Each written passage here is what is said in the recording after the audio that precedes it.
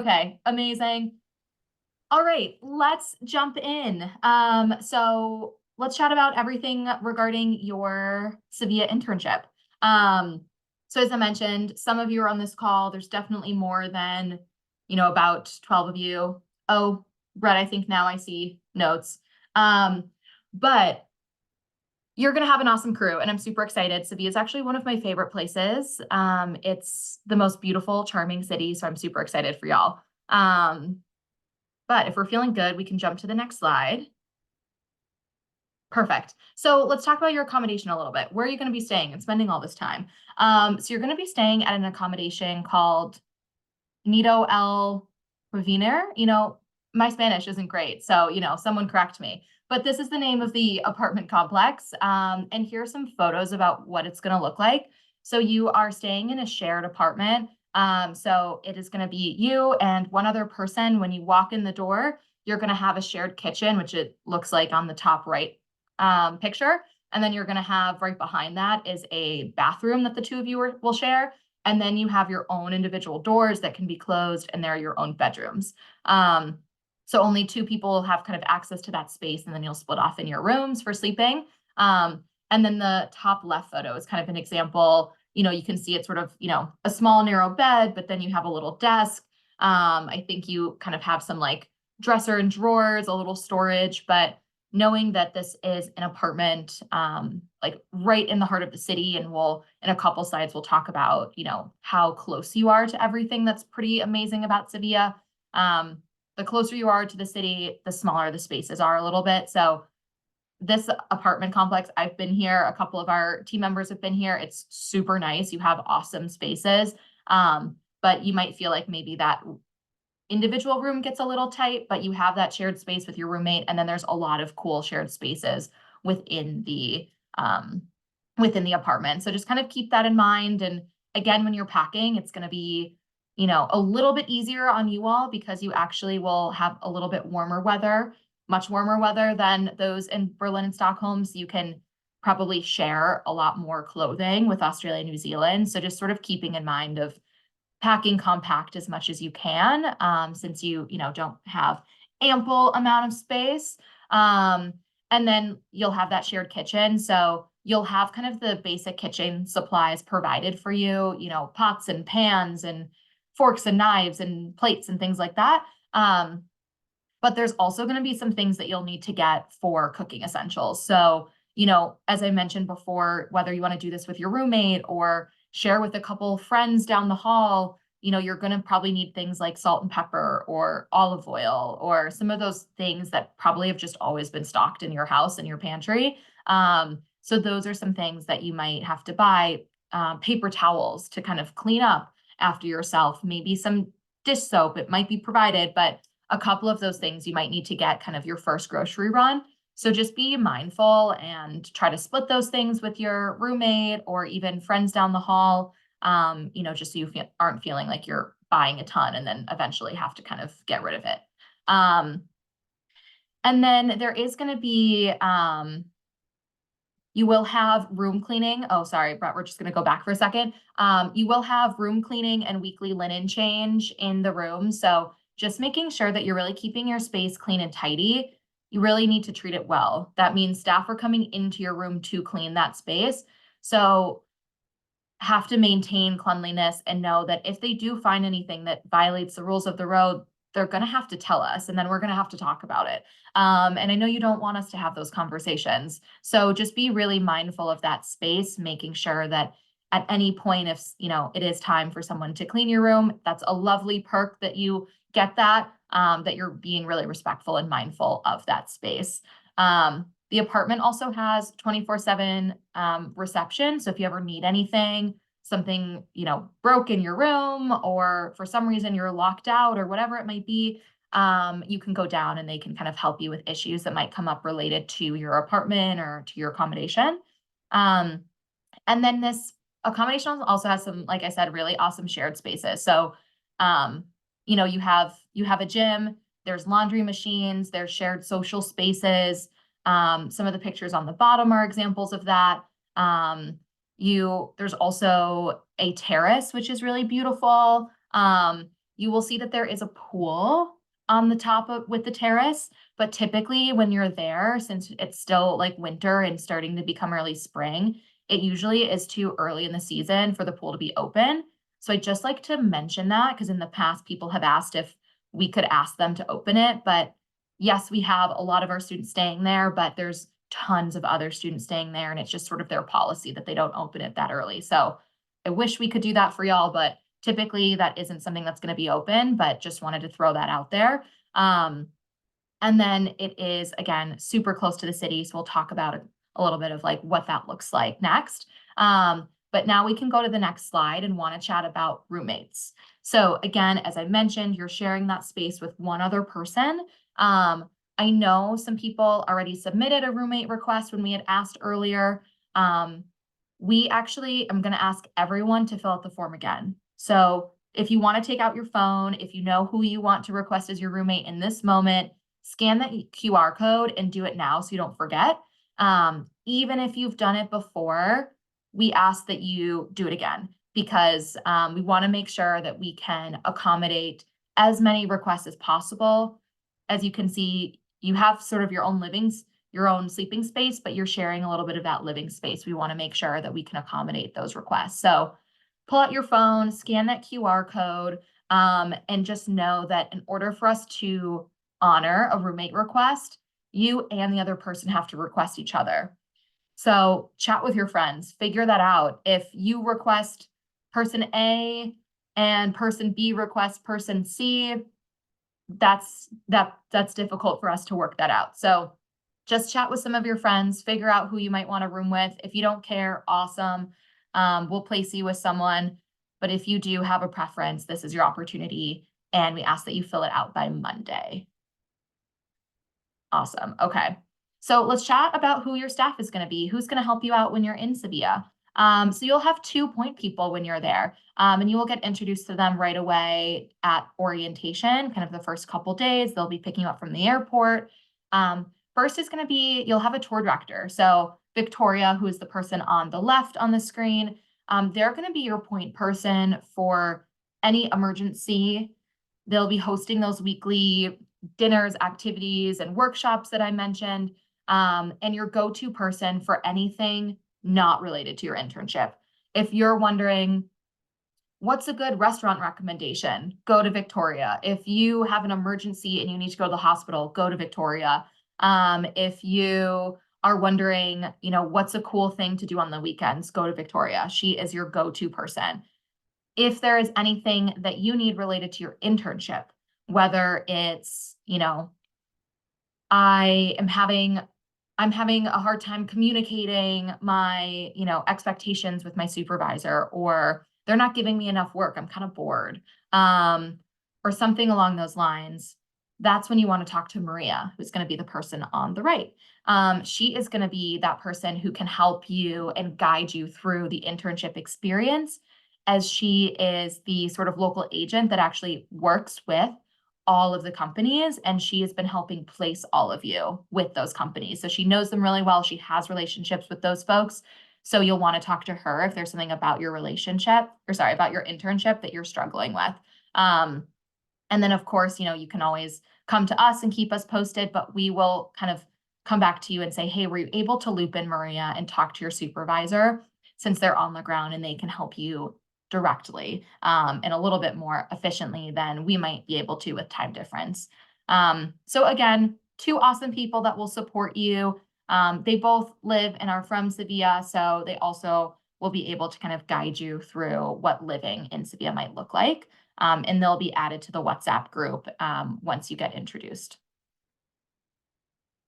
So let's talk about the location of the apartment. So as you can see on the screen, the kind of red dot is where your apartment is. And then actually, if you look, you can see where it says kind of Plaza de España and sort of the green space to the left of it.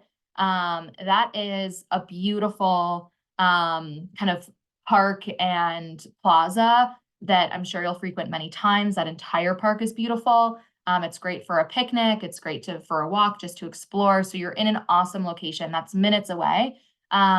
And then if you kind of were to go a little bit all the way kind of straight north and a little bit to To the west, where it sort of says Casa de Platos, that other landmark is a super popular area where there's going to be a lot of, the main shopping street, a lot of restaurants, and that is only a 35-minute walk. And you'll be able even to take kind of the buses or trams as well to make that a little bit faster. But as you can see, Sevilla is sort of compact. It's a really walkable city. It's really easy to get around, and easy to navigate public transportation. Most people take the bus because I think there's about like 40 plus different bus routes that go all around the city. And then there's also a tram, which is above ground, and it has only, I think it's maybe 5 to 7 stops. So it's a little bit more compact, and it will just sort of go around the like most popular downtown areas. But you can take a bus to a tram, and it's really, really easy. So super awesome location, and really just sort of, 15 minutes to 30 minutes away from kind of anywhere that you want to be. And then the neighborhood right around where you are is also super cute. Around the corner, there's tons of cafes and, shops and restaurants and grocery store.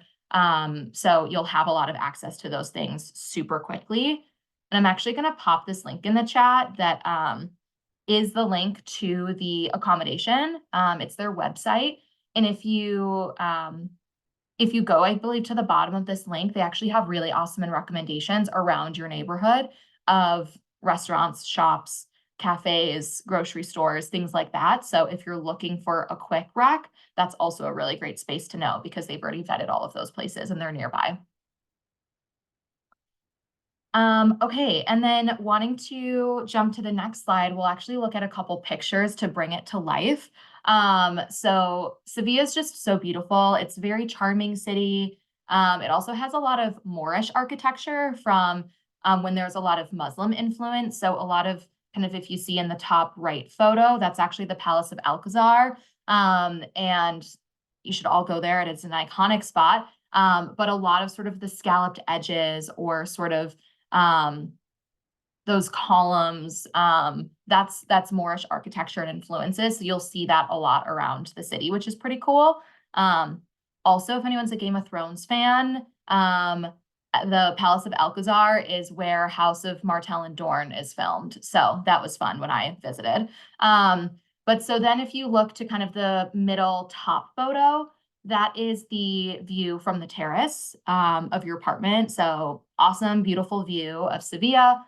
Then top left is sort of in the main shopping center. There's this really kind of beautiful, beautiful fountain. Bottom left is that is Seta de Sevilla, and that is actually this like really cool modern structure that was built recently, and they call it the Mushroom, and it's just sort of this like kind of landmark.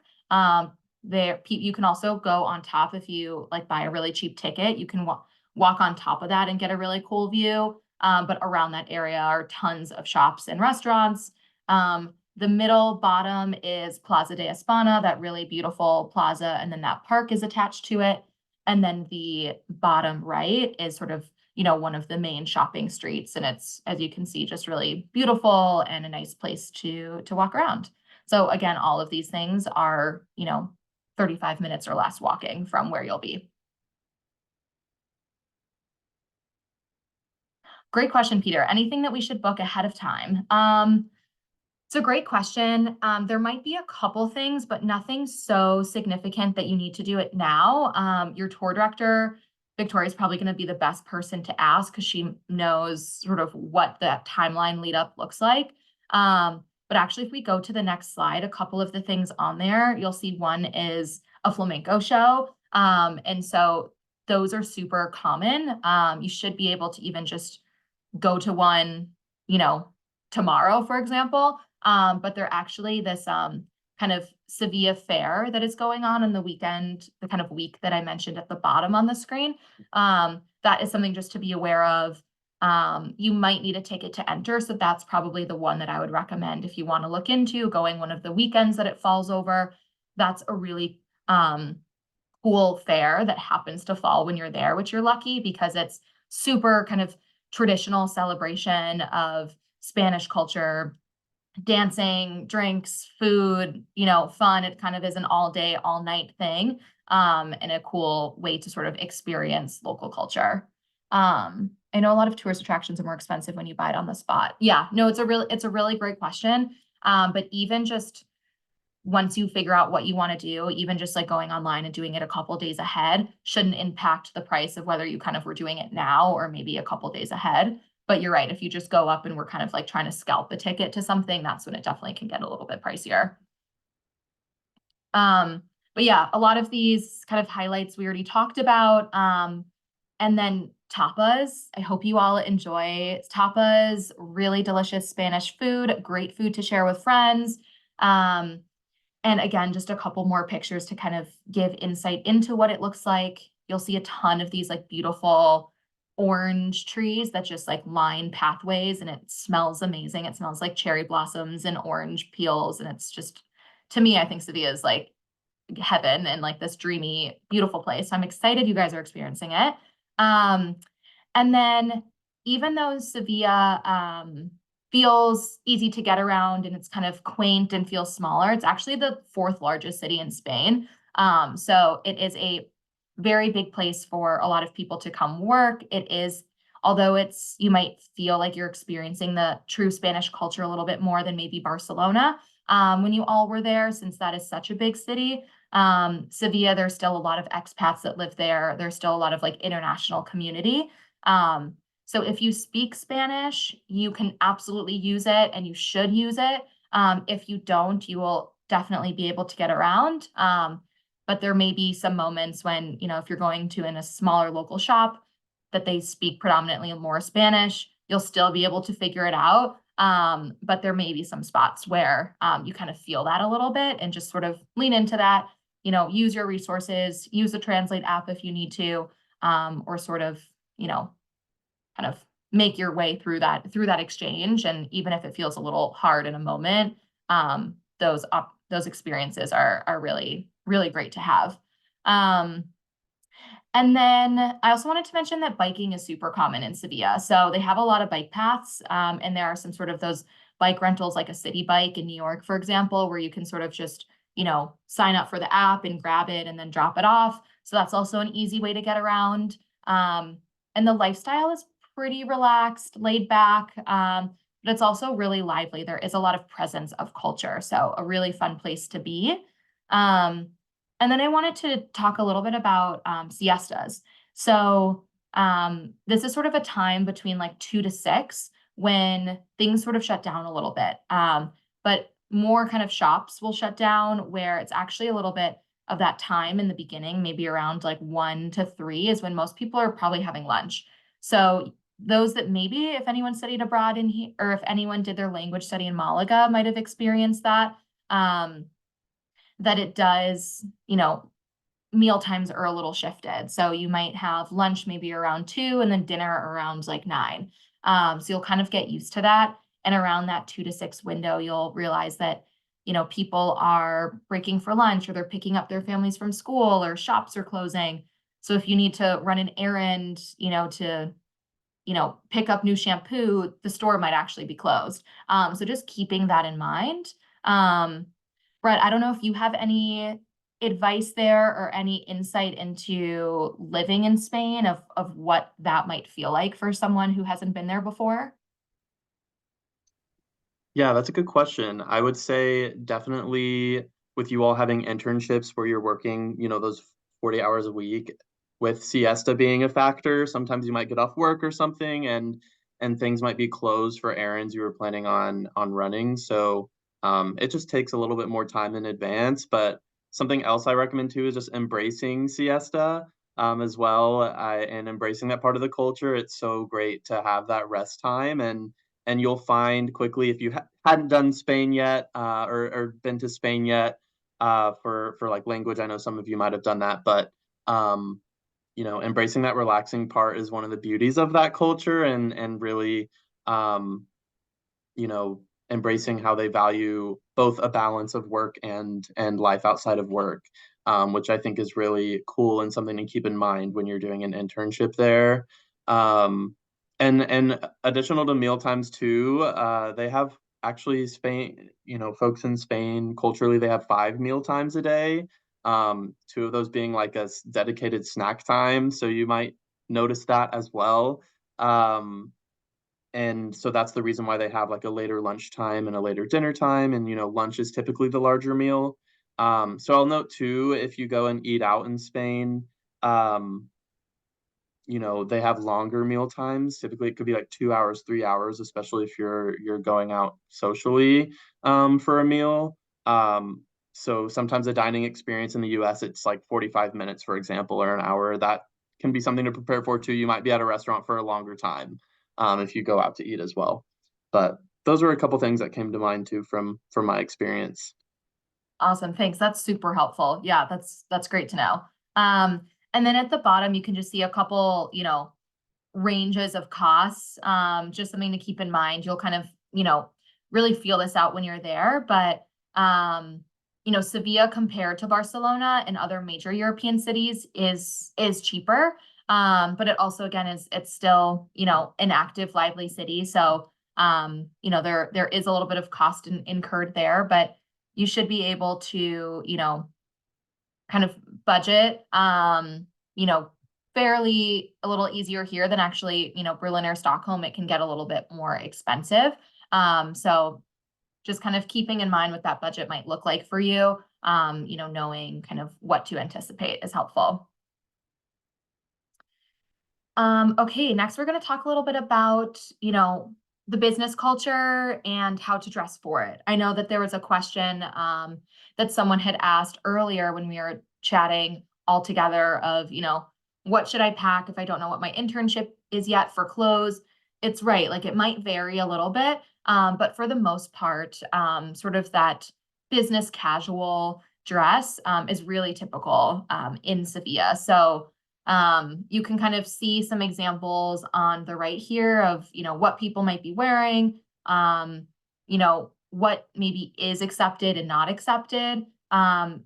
Biggest thing to avoid is, any athletic wear or athleisure, flip-flops, hats, anything that's, showing maybe too much, whether it's a crop top or super short shorts or whatever it might be. So just wanting to lean into a little bit more of that like conservative business casual dress. So something that feels, kind of put together. It might be, a nice pair of jeans without rips and a t-shirt and a blazer, like being able to still be comfortable but elevating a little bit. Or maybe it's, a nice blouse and some trousers. So there's ways that you can do it that's comfortable for you. Don't want everyone to go out and feel like they have to, go to, you know, Ann Taylor and Banana Republic or wherever you might go to get, a little bit of work appropriate clothes. Good to have those staples of some nice, pants or a blazer or a nice button up shirt or a blouse, nice pair of loafers or like pretty minimal sneakers are great to have. And then you can be able to build on that a little bit and play around. Um, okay, just seeing. Sounds like blazers and polo shirts. Yeah, blazers and polo shirts are perfect. And you'll see that when you get there, you can, kind of see what other people are wearing at your company after maybe a week, kind of take some influences there and figure out what that looks like. But kind of sticking to this base will put you in a really great spot. And we'll talk about kind of placement updates for everyone in a couple minutes, but the goal is that everyone will know where they're working before you head out to Australia, New Zealand.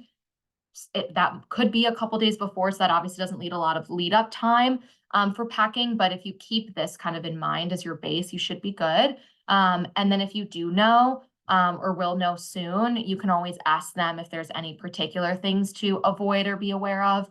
But you really can't go wrong with sort of the classic business casual, comfortable but professional.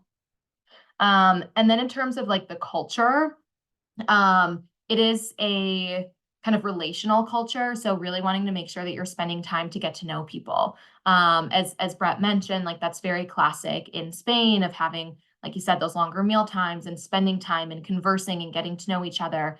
So kind of making an effort there really goes a long way. It's also a hierarchical culture in the business world. So those that are more senior are kind of treated with that utmost respect, and there sort of is the sort of like top down effect that you might feel. Um, and then, although it's a laid back and kind of relaxed environment, as a foreigner who's coming to work in Sevilla, it's actually very valued for you to be on time and to be punctual. And so really making sure that that's something that you are still valuing, and doing every day, even if you feel like, the culture's a little laid back, they're going to notice. You're just here for a couple weeks. You need to be showing up kind of fully on time every day. And then there's other ways that you're able to kind of lean into maybe a little bit of that relaxed culture, with maybe those long meal times or things like that on your own. And then weather, it might get much warmer than 72. It really depends. I've been there around this time visiting our groups where it's been a little rainy and gloomy and it was probably 60s, and I've been there where it's been really sunny and it feels like 75. So it'll just kind of vary. Okay, so, if anyone needs a little more inspiration, here's a little bit of what might work for you. Again, we want you to be comfortable, but like, yeah, sneakers and a blazer and a shirt, great. A polo and a sweater, whatever it might look like. You guys are much cooler and trendier than I am, but just kind of sticking to the basics. Bringing a lot of things that can work with many different outfits that can be layered, is definitely the way to go, because you don't want to, show up with, 14 different business casual outfits. You want kind of a variation that you can mix and play. Okay, so this is sort of our last topic before we end with questions. I know we're just a couple minutes over here, so I appreciate you all hanging tight. So internship updates. I'm sure everyone's wondering about placements. So I know some of you, about half of you already have a placement for Sevilla. So if that is you, yay, congrats. I'm sure that feels good. For the other half, I'm sure you're feeling a little anxious and uncertain about what that looks like. I totally hear you. I get it. It's normal. But I just know that it's being worked on and in process. The placements are really individualized. So Maria, who you saw on the screen earlier, she's working with all the companies and working with our team to review your videos and your survey answers and find a company that feels like it'll be a good fit based on your interest and your experience, and also what the company is looking for in an intern. So sometimes it just takes a little bit longer than might be anticipated. So as I mentioned, the goal is to have all placements confirmed the first week of February. So make sure that you are keeping an eye on your email, because that's where updates will come. And if you do have specific questions, feel free, you can always reach out to us as advisors, but just sort of so you know that timeline and that it's definitely coming. I promise we haven't forgotten about anyone. And up to this point, no placements have required an interview. The surveys and videos have been kind of enough information, but it's possible if you're still waiting on a placement that a company might want to chat first, make sure it feels like a good fit, get to know you a little bit, ask you a couple questions. So if that is asked of you, don't be alarmed. That doesn't, don't read too much into it. It really is just a way for the companies to, get to know you a little bit more.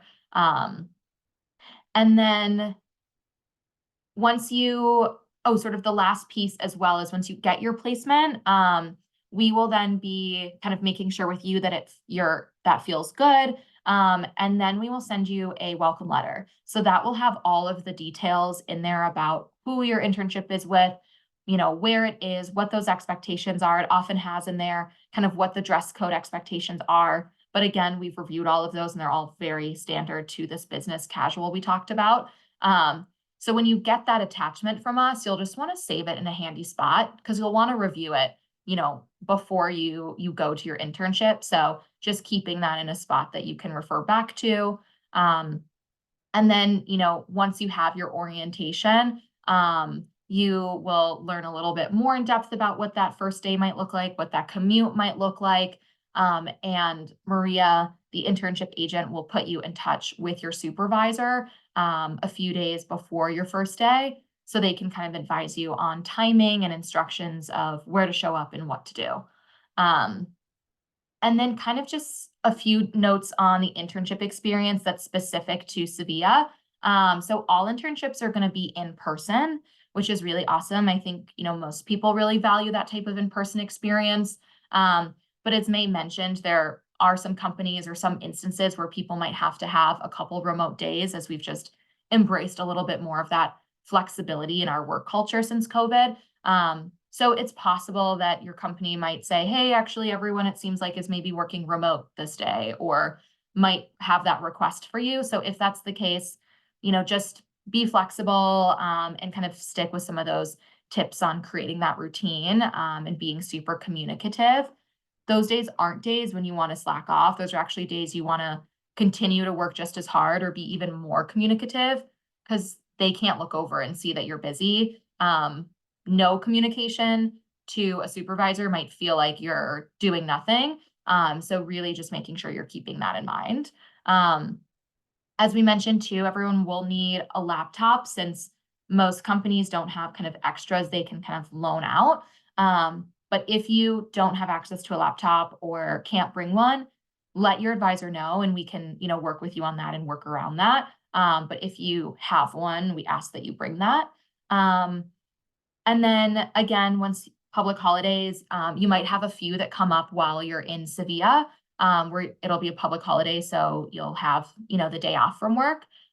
Maria will share kind of what all those look like for your companies and for your time in Sevilla. So again, then you can kind of plan maybe a long weekend if it falls on a Monday or a Friday. And you can kind of think about what some of that travel might look like while, not letting it impede on your actual internship days.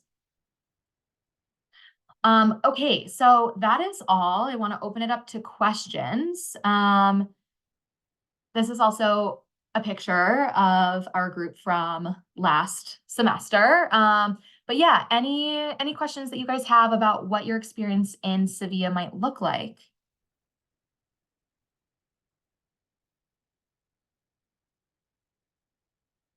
Are y'all excited? It's such a cool place. I'm excited for you all. And the Valencia region of Spain is really beautiful and pretty easy to get around by train. So if some of you weren't in Malaga or didn't visit Malaga, if you had friends that were doing their language study there, that's a cool place to visit. Granada is a beautiful place to visit. A lot of awesome places sort of along an easy train route. If you wanted to do a day trip or just kind of like an overnight trip to make it easy on the weekends.